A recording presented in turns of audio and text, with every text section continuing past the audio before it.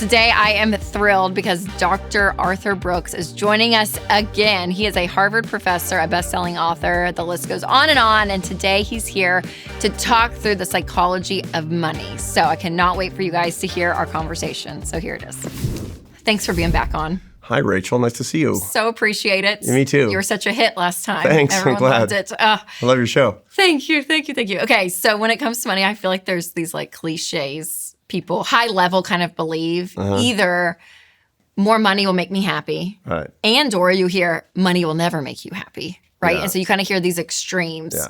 From your experience, where do you land on the scale, on the spectrum of what does money do with our happiness? Yeah. So but one of the interesting questions is why we all kind of know that money doesn't buy happiness, but we always think that maybe we're different. Yes, I could just have I'm an evolutionary social psychologist, and social scientist. So what I'm really interested in is the basis of our misbeliefs, and they almost all come from the Pleistocene era when the human brain was fully developed in a different time and place.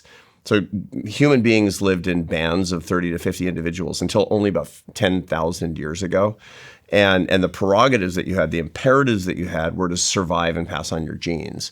And so all of these impulses that you have are to do things that will help you survive and pass on your genes, like get mates, get food, etc. Yeah. And we think that if we give into those things, we'll automatically be happy because we want to be happy. Well, Mother Nature doesn't care if we're happy. That's our business. And this is an important thing to keep in mind because, everybody who's like, if it feels good, do it. They think they're going to get happier and then they don't. And that's because you want to be happy, which is a divine thing. And Mother Nature wants you to survive, which is an animal thing. And you're crossing your circuits. And money's a perfect case of how we make this mistake. We think, because our brains are wired to say more resources is better, that it's going to make us happier. Yep. And that's wrong. Yep. That's simply wrong as far as it goes. And that's why Grandma said money won't be able to buy happiness. And you said, let me try. Just right? watch. Let's just watch. Just watch is the whole thing. I could just have that. Yeah. That amount of. Exactly right. So here, to sort it out, here's kind of the way that it actually works. Money will allow you to alleviate many sources of unhappiness at low levels. Okay. Happiness and unhappiness are not opposites. They're actually they're mediated by different hemispheres of the brain. So your unhappy affect, moods, emotions, fear, anger, disgust, and sadness, this is largely in the right side of your brain. Okay. The left side of your brain is the joy, the interest, the surprise, all those nice things. The left side of your brain. They're not opposites, and you have them for very specific reasons. You don't have emotions to have a good day or a bad day. You have emotions because they're an alarm system saying something is an opportunity or a threat, so you should avoid it or approach it is what it comes down to. I mean, your brain exists for a reason is the way that this works. It's an incredible gift, right? Yes. And so what we find is that people, when they have a lot of negative emotionality because of bad circumstances in their lives, a little bit of resources can alleviate that. But they make a mistake by thinking, I feel a lot better, so therefore money buys happiness. No. You feel less unhappy because you're able to pay your rent, because you're not staying up all night worrying about your bills, because your kids are meeting their caloric needs. But it doesn't take very much to satiate that, to get to the top of that. And then after that, you chase for the rest of your life. And you'll get into this weird kind of like hamster wheel of looking for the relief they first felt when they got their first big paycheck. Yes. Not recognizing that what had happened is that they were able to go to the dentist for the first time in 5 years. I mean, for me, literally, when I first got my first big paycheck, I hadn't been to the dentist in 6 years because I had been poor for a long time. Yep. And a lot of it of my own doing. Yeah, I was a professional musician in those days. I didn't have health care for literally age 19 to age 25. And 25, I went to the dentist like, man, I feel a lot better. Money buys happiness. So it's almost like it can lower your unhappiness to a degree, yeah, exactly. But the happiness meter on this side of the brain doesn't. Exactly. Now, Mother Nature plays this other little trick on you with money. Yeah. Which is that you think that when you buy stuff, it will satisfy you and bring you what you actually seek forever, and she's lying to you so that you will you'll display a lot of resources. This is peacocking. This is the human species. Yes. Once again, we're 250,000 years ago. If you had more animal skins and arrowheads and buffalo jerky than you needed, you were more likely to get mates. Yes. Right? Because that's why you want to show greater resource acquisition. Resource cues means mates and survival through the winter. So we still do that. Yes. You know, that's why guys like, I'm gonna rent a Ferrari and drive real slow down the boulevard in Miami Beach. And some girl's going to go, wow, he owns a Ferrari, and she won't know the difference. But all that is Pleistocene behavior. It's like caveman behavior. Yes. Coming out in 2025. Yeah, and our brains are wired to do that, right? Okay, so here's the rule. Buying stuff won't buy happiness, ever. Buying experiences, which will facilitate relationships, can. Buying time that you use for edifying pursuits like praying and spending with your kids, can. Giving money away to things that you love and care about, can. And saving your money, can. And those are the only 5 things that you can do. You can buy stuff, experiences, time, save your money, or give it away. Those are literally the only things you can do. And I tell you, I've quoted you on those 5 since you were on the show last, which right. I don't even We know what it was. about probably like a year and a half, and I haven't stopped. I'm like literally Arthur Brooks. Like, these are the things. Because it frees up this idea that money is a tool. You can use it in your life. Right. It's not bad, right? Like it's not this like good or bad thing, but the belief around it is so important. Right. And so to have these clear distinctions of what it's doing to us in our life, it is so important. It's so important because, again, it's not something that you want to push away from, that it's a bad thing. In fact, you want to understand how to handle it well so that unhappiness side, you're not struggling your whole life. Yeah. But yet, in America, do you feel like it's the worst, like the caveman mentality of like, here's what I have here? Is it, are we at the pinnacle of like the worst in America right now because of like because of the access of information that we have and the way we're able to display it? The peacocking's not for the woman over there in the other cave. It's to the world. It's the social comparison. Does it make it worse? It makes it much worse because we have so much access to, as you say, to the richest people in the world. So if you're doing really, really well, you've attained financial independence, you have $2 million. Yeah. You're comparing yourself to somebody with 20. Yeah. And then if you have 20, it's 200. And then somebody's got 2 billion and you're always poor. Yeah. Is what it comes down to. And so you have to have perspective on what you want to do with the money. There's new research on this, actually. This is really interesting. A big part of whether or not you'll be happy with money has to do with why you earned it. And so it's the motives in earning money. This is brand new stuff that I've been reading about and writing about. So if you earn money because you're trying to prove something to somebody else, or to prove something to yourself, money's going to make you miserable. Money's going to make you less happy. If you're doing it because you're trying to facilitate good, strong relationships and pass on intergenerational wealth, if it's about people, money will consistently be a source of goodness in your life. It would be a source of blessings in your life. That's what it comes down to. So it's super important. And I talk to a lot of very wealthy people, and they know what the guy down the street's making, and their sense of it's a scoreboard. 100%. And if you're doing scoreboard, it's a problem. It's a problem. Money's going to be a problem in your life, and it's going to hold you back spiritually, and it's going to hold you back emotionally. Yes, absolutely. That's so interesting because we were even talking a little bit about spirituality before we started rolling. Right. But that's what's fascinating about Scripture is there's so much about money in it. In fact, more than heaven and hell combined. Like they're talking about money, and it's a lot of caution lights. Yeah. Like when you read it. Whether it's greed, it becomes an idol, the love of it, like all of it, right? There's a lot of caution lights. So what do you see, even from a scriptural standpoint, that you're like, yes, we're missing that in today's world. Like we're buying into another lie that happiness, success, whatever it is, fulfillment's over here. But really what it's saying in here, or just even from what you've studied, like these are things that we're missing to our society when it comes to how we view money. So the psychology and the theology work together on this, which is as a scientist and as a Christian, it's very convenient. I have to say, because the iron is always sharpening the iron. I understand my faith better through the lens of science, and I understand science better through the lens of faith for sure. And if I could only have one, it would be my relationship with God, of course. But the whole point is I'm a better Christian because I have a behavioral science background, to be sure. Yeah. So what we find, the 2 big mistakes that we actually make in modern life in our attitudes about money are that rich people are good or rich people are bad. Those are those 2 weird polar opposites. And they misunderstand both the psychology and theology of how money actually works. So the idea that money's good and God rewards you with money and God rewards you with a Ferrari, that kind of that prosperity theology, it's very, very problematic because what it suggests is that God is a scoreboard for you too. And by the way, this is not biblical. I mean, the whole idea that somehow God loves rich people more than he loves poor people. I'm sorry, Matthew 25:44. I mean, that as you did for the least of these, my brothers and sisters, you did for me. It's kind of hard to read that through this weird prosperity theology lens, in my view. Yes, 100%. But the opposite is problematic, to say that if you have money, it's prima facie evidence that there's something corrupt about you.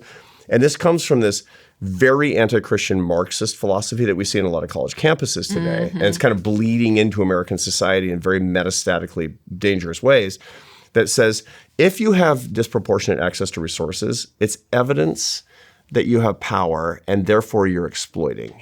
I mean, that's what Karl Marx literally taught.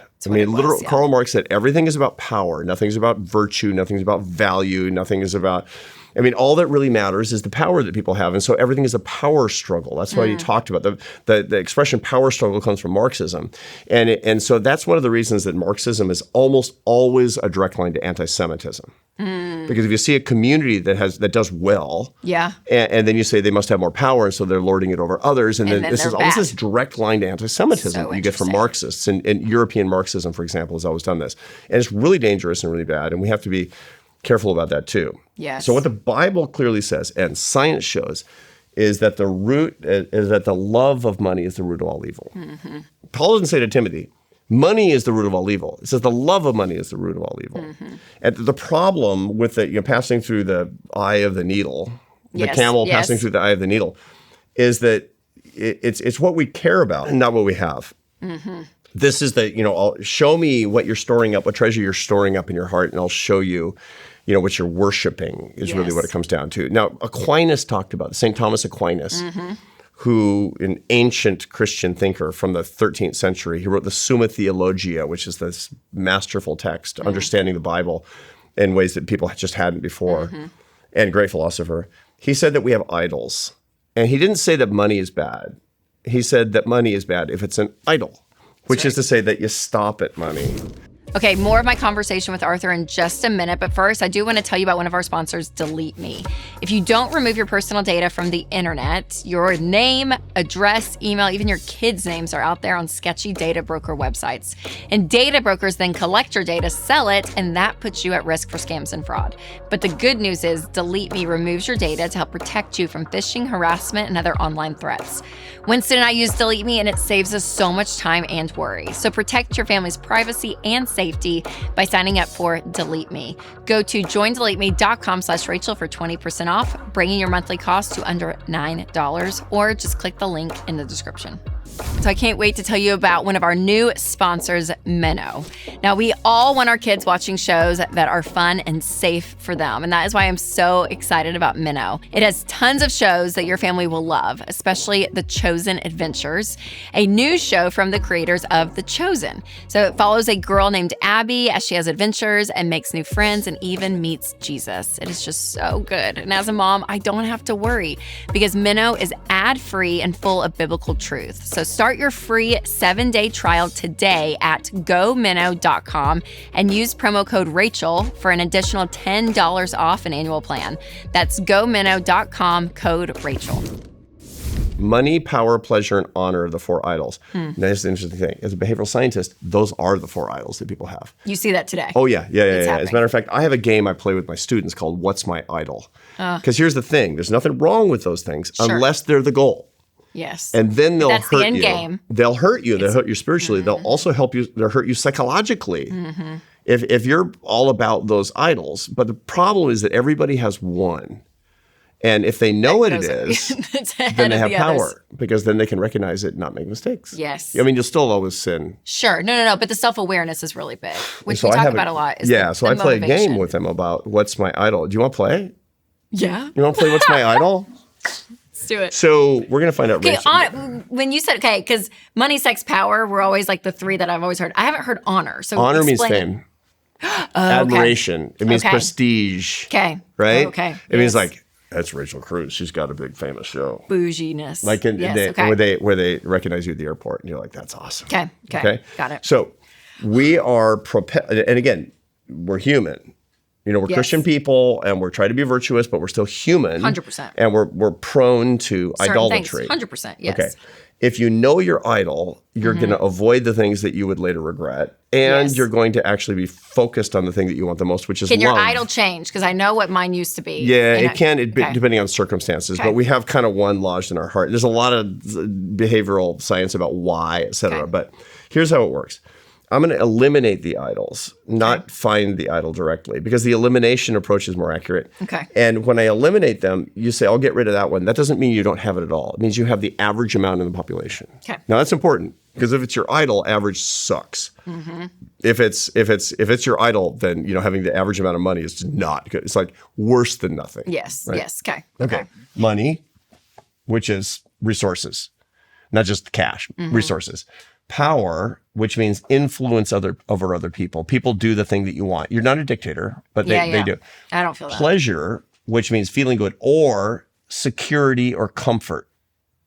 So people who are checking their stock portfolio every day, they have a pleasure motive. Okay. They have a pleasure idol because they're security mongering. Okay. They're worried about their security. Yes. And honor means honor, like internet famous, or admiration of strangers, or prestige among the right people, right? Everybody knows me at church. Yep. That kind of thing. Okay. Yep. So I got to get rid of one for you. Which one do you get rid of?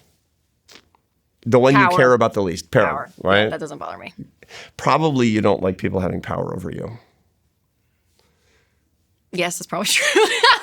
That's what I find. Yes. People who are like, I don't know, like, don't call me boss. This thing is creepy. Yeah. Because you don't want to call somebody boss. Yes. So, yeah. And it makes sense because you're doing your thing. Yes. Okay, good. I believe it. Okay. Me too. Okay. Second, now it's getting harder because you got rid of the easiest one. Yep. Which one do you get rid of next? What was it? You've got money left, pleasure left. Pleasure. Or which is comfort or security. Yeah. And honor. Which one do you get rid of next? It's funny because pleasure and honor keep coming to the top for me. But money's funny to get rid. I mean, but I would say money. Yeah. Like, and I feel like as long as I'm good, like I don't want to feel. Well, I just said you're good because you've I mean, being the middle of America is it's unbelievably good. So I would say that. Yeah. Yes. Okay. And you have enough. Yes. It's just you're not buying beach houses. 100%. Yeah. Great with that. Yes. Totally. Okay. Totally. And what you've probably figured out over the course of doing what you do for a living is that the stuff you can get with money is not that great. Right. After a while, it's just not that interesting. Yes.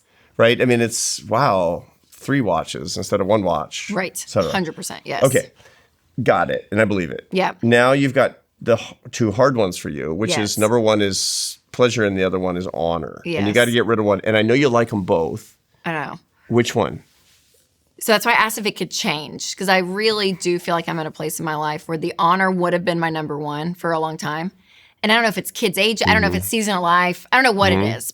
But a part of me is like, if all of it went away, I genuinely am like, I'll just go to You're at peace. the elementary school and be the Friday reader every Friday. Right. Like I can plug in other places in my life and be really content. I really do feel that. Yeah, that's great. I don't know if I'm lying to myself. Well, I mean, if we're all lying to ourselves all the time. So okay, and define pleasure one more time. Pleasure is feeling good or That's comfort That's mine. or security. That's mine. Yeah. So that's Mine would be pleasure. okay. And you also said that still honor would be hard. Yeah. But I don't think it wouldn't rattle me like if you took pleasure the stuff away. you like. Yeah. The stuff that you like. Okay, good. Yeah. That doesn't mean anything bad. All that means is that that's when you'll cut the corner.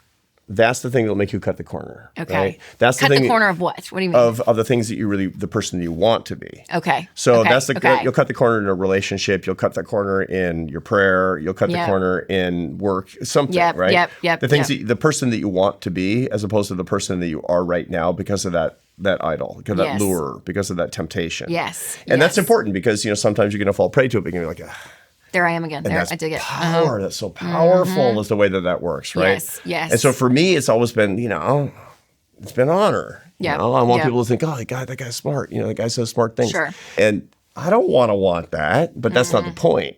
That's not the point. I would kick away power. Yeah. I would kick away pleasure. I'm an austerity guy. Yeah. I would kick away money. Yeah. But that's feels hard. Good. Yes. That feels good. And I don't want it to feel good, but it is what it is. And that knowledge is a lot of that information is really, really valuable. And what's interesting, even though money's one of the 4, it can be a tool to use to prop up the others too. Oh, yeah. I mean, they're all interrelated. And that's what, yes. And there's nothing wrong with these idols if you put them in a proper place. Sure. Like anything else. I mean, if you use the golden calf as a doorstop, fine. Right, right. But money will allow you to do wonderful things and support a family and create intergenerational wealth. Sure. And make it possible for your kids to do things they wouldn't have been able to do. It's great. Yes. And the power that you can have, the persuasive capacity you have over the other people, you can run a company and create jobs and opportunity and growth. And fame, by the way, whatever that means to anybody. Sure. You refract that to a love of God. Yep. How? Because when people admire you, which they do, they're like, they know the true source of power in your life, which is your relationship with Jesus Christ. And they get closer to God as a result of that. That's how you refract your idol onto what really matters to you. Yes. Which is all these different loves. Totally. And it's going bigger. Yeah, gosh. That's right. So much to think about. Well, I so appreciate you being on. I love Seriously, this. the conversation and hearing about it, but being able to go to these different levels and understanding who we are as people and how we interact with money, I think it's so crucial. It's not just the tactical side, which that's important. Agree. But knowing who we are in the midst of it, which you do so eloquently to explain it. So thank you. Thanks for what coming you're doing. back on. Of course. All right, if you enjoyed our conversation, be sure to check out my interview with Jefferson Fisher on easy ways to diffuse conflict in tough conversations. You can click right here, or I'll put a link down below. All right, you guys, remember to take control of your money and create a life you love.